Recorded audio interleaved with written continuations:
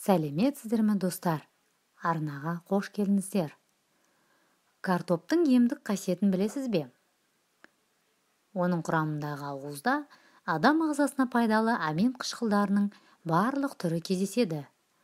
300 грамм қайнатылған картопта бір тәулікке жетерлік көмірсулар бар. Сонымен қатар 100 грамм жаңа піскен жас картоптың бойында 20 миллиграмм С дәрумені болады екен. Осындай бағалы қасиеттерге бай картоп түрлі дертке дауа болады.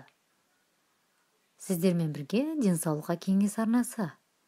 Құрметті оқырман, арнаға тіркеліп лайк басуды ұмытпаңыз.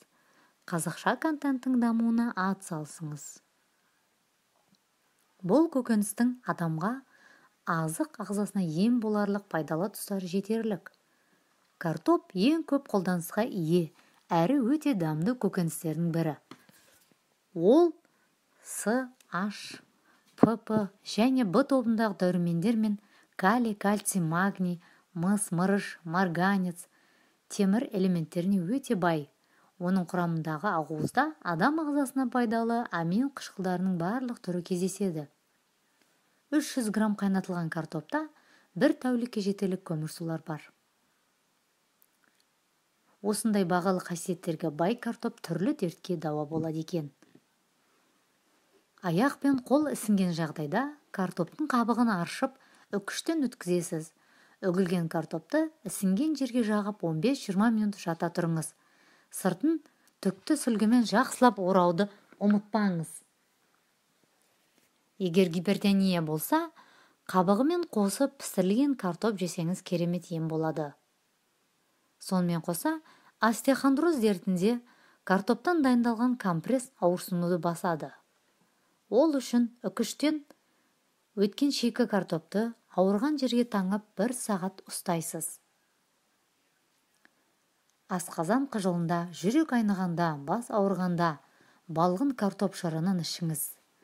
Күніне 3 рет таңертең аш қарынға түссе, астан жарты сағат бұрын, кешке ұйқыдан 1 сағат бұрын ішеді. 2 апталық емнен соң 6 күн демаласыз.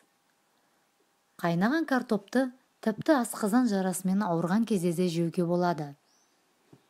Сондай-ақ картоп крахмалы холестерин мөлшерін азайтып, калийдің көмегімен ағзадағы артық суларды сыртқа шығаратын қасиетке ие. Сондықтан да жүрегі мен бүйрегі ауыратын жандар тамақтану рационына картопты кіргізіп қою керек. Басқа көкөністерге қарағанда картоптың калориясы жоғары. Сол себепті де арықтағысы келетіндер болса, картоп жеуді азайтқаны дұрыс. Халықтық медицинада картоппен күйген теріні қышыманы емдеген.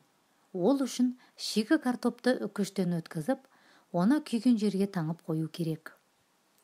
Сонымен қатар, жоғарғы тыныс жолдары қабынғанда қайнаған картоптың буымен емделуге болады. Ал көмей мен жұтқыншақ қабынғанда шикі картоп шырынымен тамақты шаяды.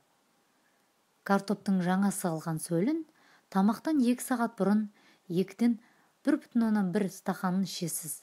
Шамамен 5 минуттан соң 1 стақан айран ішу керектігін ұмытпаңыз. Емді қолдану мерзімі 2 апта. 10 күн үзіліс жасап, емді қайталау керек. Осындай тәсілмен емді 3-4 курс қайталаған дұрыс. Бұл ұйқы без ауруларына ем болады. Егер де сіз қан қысымыңыз жоғары болса, қайнап піскен картопты көбірек жеңіз.